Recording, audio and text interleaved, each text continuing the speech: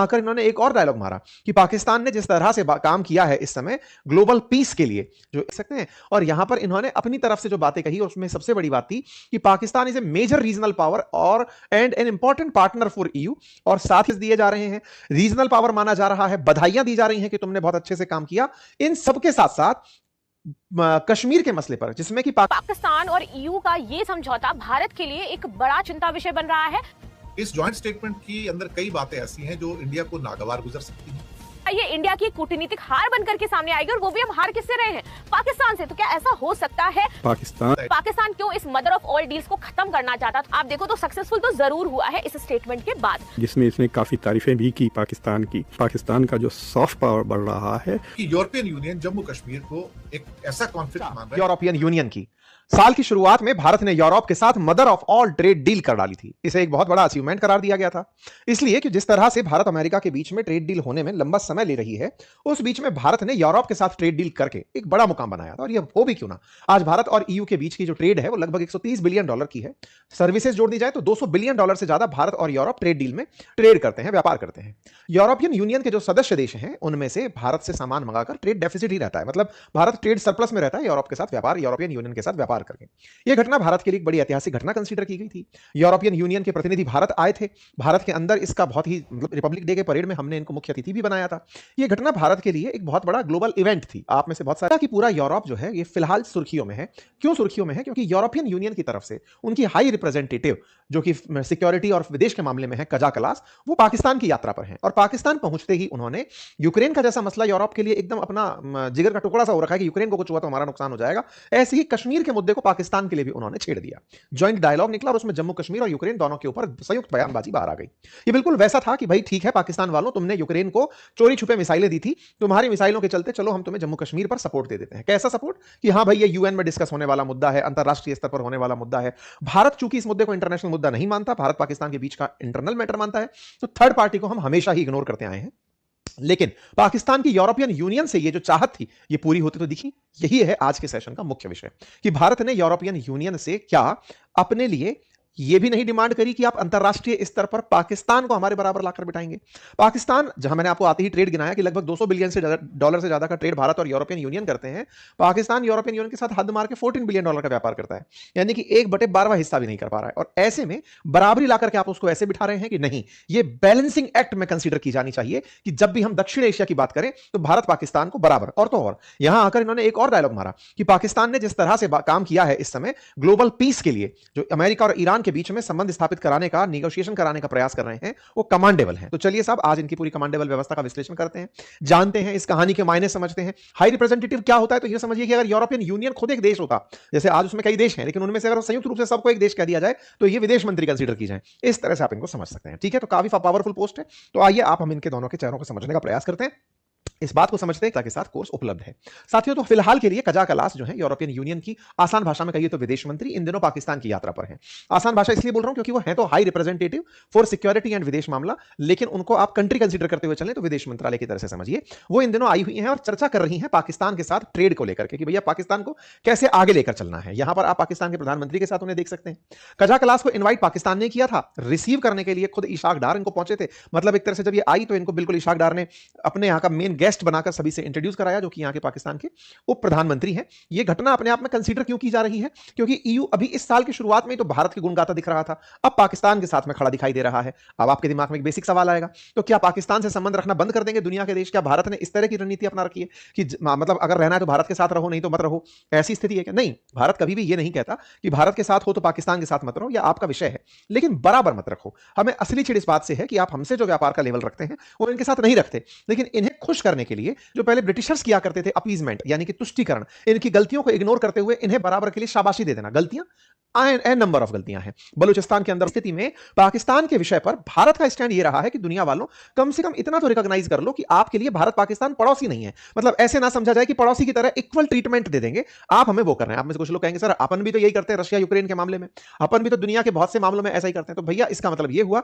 कि भारत भी जब दुनिया को बैलेंसिंग एक्ट में लेकर चलता है तो फिर ये भी हमको लेकर चल रहे हैं। लेकिन भारत भारत यूएन चार्टर का एक बहुत बड़ा बिंदु मानता है, और वो कौन सा है कि दुनिया में इंटरनल मैटर्स पर कोई दूसरा देश प्रतिक्रिया ना दे। ये लोग इंटरनल मैटर्स बोले तो भारत के लिए जम्मू कश्मीर आंतरिक मसला है, ऐसे में इनके बयान यूएन चार्टर का उल्लंघन है। मैं आप कहेंगे यूएन चार्टर पढ़ाने लगे आप, तो इसलिए क्योंकि इन दोनों की जब वार्ता हुई ना, तो वार्ता में जम्मू कश्मीर का जिक्र यूएन चार्टर के तत्वाधान में किया गया कि साहब कश्मीर का जो मुद्दा है, जम्मू कश्मीर का जो मुद्दा है, उसे हम यूएन के अंदर डिस्कस के लिए तैयार हैं। फिर एक तरह से इनके प्रति सिंपैथाइज होने की बातें की गई। तो यहां पर आप इनकी सारी मीटिंग्स देख सकते हैं, और यहां पर इन्होंने अपनी तरफ से जो बातें कही उसमें सबसे बड़ी बात थी कि Pakistan is a major regional power और and an important partner for EU, और साथ ही साथ में I commended Pakistan for its key role in facilitating US Iran talk, कि तुमने बहुत बढ़िया किया, तुमने इनकी जो बातचीत कराई और तुम एक मेजर रीजनल पावर बनकर के निकले हो, इसके लिए बधाई। और Pakistan largest export destination, Pakistan के लार्जेस्ट एक्सपोर्ट डेस्टिनेशन के रूप में यूरोपियन यूनियन है, और हमारे लिए तुम जीएसपी प्लस की धारणा रखते हो, यानी कि गुड्स एक्सपोर्ट के अंदर हम तुम्हें प्रेफरेंस देते हैं, generalised scheme of preferential plus के अंदर। तो कुल मिलाकर पाकिस्तान के साथ ट्रेड में प्रेफरेंसेस दिए जा रहे हैं, रीजनल पावर माना जा रहा है, बधाइयां दी जा रही हैं कि तुमने बहुत अच्छे से काम किया। इन सबके साथ साथ कश्मीर के मसले पर, जिसमें कि पाकिस्तान पक्ष जम्मू कश्मीर के मुद्दे पर जानकारी दी, और यूरोपीय संघ ने यूक्रेन के मसले पर जानकारी दी और कहा कि Pakistan side briefed on the issue of Jammu Kashmir, EU side briefed on the issue of Russia war against Ukraine, both side expressed support to peaceful resolution of conflict through dialogue and diplomacy in accordance with the principle of UN charter. मतलब कि इन मसलों को ये UN में ले जाने को तैयार हैं। ये जब बात निकल कर आई तो इसकी प्रतिक्रियाएं भी आना लाजमी थी। तो पाकिस्तानियों ने इसको इस तरह से दिखाया कि लो भारत वालों, अभी कुछ दिन पहले तुम्ही ने इनका सम्मान किया था जब ट्रेड डील की थी, कहा था कि mother of all deal sign हो गई है, भारत के प्रधानमंत्री ने बकायदा इनके चीफ को बुला करके सम्मानित किया था, तमाम प्रकार की एक बड़ा अचीवमेंट कंसीडर हुआ। लेकिन उसके बाद अब आप पाकिस्तान को साधने पहुंचते हैं, व्यापार करिए, व्यापार करने में किसी से कोई दिक्कत नहीं है। दिक्कत इस बात की है कि आप उनके नेशनल इंटरनेशनल मुद्दों में इंटरफेरेंस दे रहे हैं, आप उनके मामलों को इंटरनेशनल करने का प्रयास कर रहे हैं जो भारत से भी जुड़े हैं। इशू इस बात पर है, और ये जो बात आपके सामने निकल कर आई जिसमें मेजर रीजनल पावर इसको कंसीडर किया गया, ये दर्शाता है कि यूरोप बैलेंसिंग एक्ट में विश्वास कर रहा है। ये जनवरी में आपसे बतिया कर गए थे कि अब तुम्हारे साथ में आकर के जून में तुम्हारे साथ बतिया देना, सब ठीक हो जाएगा।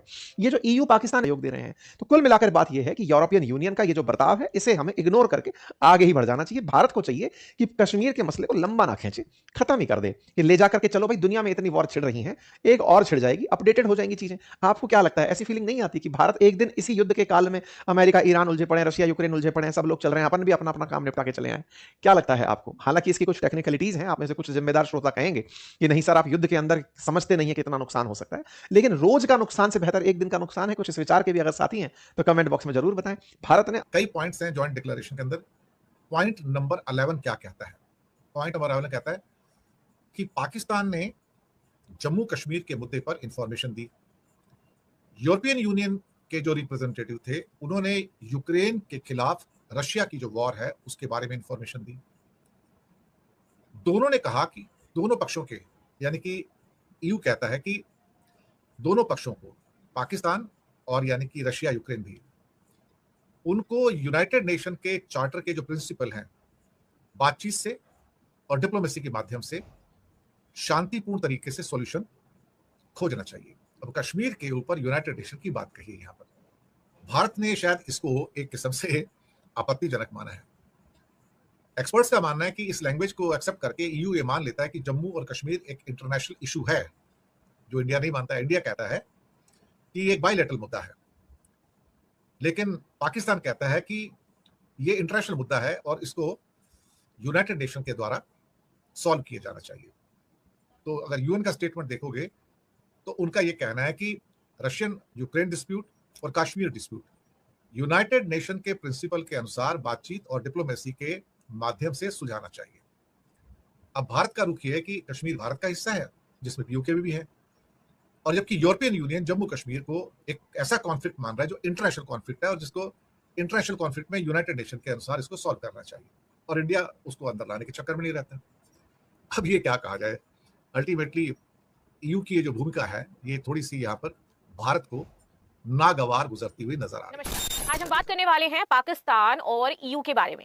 आखिर क्यों पाकिस्तान और ईयू का ये समझौता भारत के लिए एक बड़ा चिंता विषय बन रहा है, और जिस प्रकार से ईयू ने बयान दिए हैं, इससे लग रहा है कि भैया जो यूरोपियन यूनियन है वो पाकिस्तान की तरफ ज्यादा झुकाव रख रहा है, जबकि अभी हमारे यानी कि इंडिया और ईयू के बीच में mother of all deal sign हुई थी। आखिर पूरा मामला क्या हो जाता है, क्यों ऐसा कहा जा रहा है, तो चलिए इसी के बारे में बातचीत कर लेते हैं, और मीटिंग किसके किसके बीच में हुई है तो ये भी देख लेते हैं। तो यहाँ पर खबर हो जाती है कि पाकिस्तान को रक्षा का अधिकार है, यानी कि ईयू ने डायरेक्टली ये नहीं बोला है कि हम किससे रक्षा के लिए बात कर रहे हैं। इस पूरे मामले को शॉर्ट करने के लिए या एक तरीके से कह लो बैलेंस अप्रोच अपनाने के लिए उन्होंने कह दिया कि हम तो कह रहे हैं कि जो पाकिस्तान है वो हर किसी से अपने रक्षा का अधिकारी हो जाता है, चाहे वो अफगानिस्तान ही क्यों ना हो जाए। तो इस तरीके से मामले को सेटल डाउन करने का प्रयास किया है। लेकिन डायरेक्टली अगर मैं बात करूं कि इंडिया के ऊपर क्या ये टॉन्ट कसा गया था, इंडिया को लेकर के कहा गया था, तो इंडिया का नाम बीच में शामिल ऐसे नहीं किया गया है। चलिए अब आगे आ जाते हैं, इससे इंडिया को क्या नुकसान हो सकते हैं और क्यों यहाँ पर ये कहा जा रहा है भले ही इंडिया को नाम ना लिया गया हो लेकिन टारगेट यहाँ पर इंडिया था। चलो यहाँ पर देखते हैं tweet ministry of foreign affairs of Pakistan का, जिसने लिखा कि भैया डिप्टी प्राइम मिनिस्टर जो कि फॉरेन मिनिस्टर भी होते हैं सीनेटर मोहम्मद इशाक डार, ठीक है, इन्होंने मीटिंग करी है यूके एचआरवीपी मिस काजला खालसा से और इसके साथ इस्लामाबाद में आज इनकी मीटिंग हेल्ड हुई थी जिसमें बहुत बड़ी बड़ी इंपॉर्टेंट चीजें सामने निकल करके आई हैं। और इसी मीटिंग के बाद ये जो बयान आया था जिसने पूरी सनसनी फैला दी कि आखिर क्या इंडिया की जो मदर ऑफ ऑल डील्स है वो इस डील के आगे छोटी पड़ जाएगी, क्या ये इंडिया की कूटनीतिक हार बनकर के सामने आएगी और वो भी हम हार किससे रहे हैं, पाकिस्तान से। तो क्या ऐसा हो सकता है? तो चलिए इसको समझ लेते हैं, आगे आ जाते हैं। तो ये पूरी न्यूज हर जगह चर्चा में चल रही थी that EU high representative for foreign affairs to visit Pakistan tomorrow, EU strategic vision a foundation for deeper Pakistan EU political ties. तो यहाँ पर जो यूरोपियन यूनियन है और आपका जो पाकिस्तान है, इन दोनों के बीच में पॉलिटिकल टाइज भी हमारी बहुत ही ज्यादा स्ट्रांग होती जा रही है डे बाय डे। लेकिन यहाँ पर जिस तरीके से निशाना साधा गया है, और बात कर लेते हैं जो अफगानिस्तान का मुद्दा उठाया गया है। अगर हम कहें तो भैया अफगानिस्तान को इंडिया सपोर्ट करता है, डायरेक्टली भी करता है और इनडायरेक्टली भी करता है, और धीरे धीरे हमारे और जो तालिबानी सरकार है उसके साथ भी संबंध बेहतर होते जा रहे हैं। लेकिन अभी हमने तालिबानी सरकार को एज अ गवर्नमेंट मान्यता नहीं दी है। तो यहाँ पर आपको याद होगा कुछ दिन पहले तक युद्ध चल रहा था, ठीक है, और डूरंड लाइन यहाँ पर विवाद बनी हुई थी। अब अगर इस डूरंड लाइन को ईयू कहता है, मान्यता दे देता है, तो हमारे ये पर्सनल क्लैश उत्पन्न हो जाएंगे ईयू के साथ, और इससे हमारी जो डील हुई है ना वो इफेक्ट हो सकती है, और इससे इंडिया की जो इकोनॉमी है उस पर असर पड़ता हुआ नजर आएगा। ये हमारी foreign policy of European union. तो इनका नाम है काया, काजा लिखते हैं लेकिन इट्स प्रोनाउंस काया, काया कैलिस है। शी इज़ क्वाइट प्रोमिनेंट, आपने कई बार देखा होगा उनको, डॉक्टर जयशंकर के साथ भी वो मीटिंग्स वगैरह में आते रहते हैं। तो but it is important to listen to what she is saying. तो एक बात जो इन्होंने कही ये सुनने लायक है कि वो पाकिस्तान को एक मेजर रीजनल पावर की हैसियत दी है। Pakistan is a major regional power and an important partner for the European Union. तो कह रही है कि पाकिस्तान इस खित्ते का एक मेजर रीजनल पावर है और यूरोपियन यूनियन का एक महत्वपूर्ण पार्टनर है। तो ये कह रही है देखो पाकिस्तान का जो एक्सपोर्ट्स होता है उसमें यूरोप पाकिस्तान का सबसे बड़ा ट्रेडिंग पार्टनर है। Europe is bigger than China और अमेरिका दोनों से कंबाइन। तो ये बहुत इंपॉर्टेंट बात है क्योंकि पाकिस्तान स्ट्रेटिजिकली अमेरिका के अब बहुत करीब हो गया है और फिर चाइना के साथ तो पुरानी दोस्ती ही है। तो लेकिन ये बात मतलब एक तरह से आप कह सकते हैं कि थोड़ा तंज भी कर रही है कि भाई तुम उनके साथ ज़्यादा फिरते रहते हो लेकिन ट्रेड तो हमसे हमारे साथ के। तो इनफैक्ट पाकिस्तान का जो ट्रेड है मैं देख रहा था तकरीबन 8,500 बिलियन यूरो है ईरान एक्सपोर्ट्स पाकिस्तान के टू यूरोप, $10 बिलियन के करीब एक्सपोर्ट्स हैं। तो ये जो GSP प्लस है वो एक यूरोपियन यूनियन का एक प्रोग्राम है जिसके तहत जो डेवलपिंग पाकिस्तान पर भारतीय मीडिया का रिएक्शन देखना और सुनना चाहते हैं तो हमारे चैनल वी रिएक्शन को सब्सक्राइब करें और बेल आइकन को प्रेस करें ताकि नए आने वाली वीडियो का नोटिफिकेशन आपको मिल सके। इसके अलावा आप हमें टिकटॉक और फेसबुक पर फॉलो कर सकते हैं। नेक्स्ट वीडियो के लिए मिलते हैं। अल्लाह हाफिज़।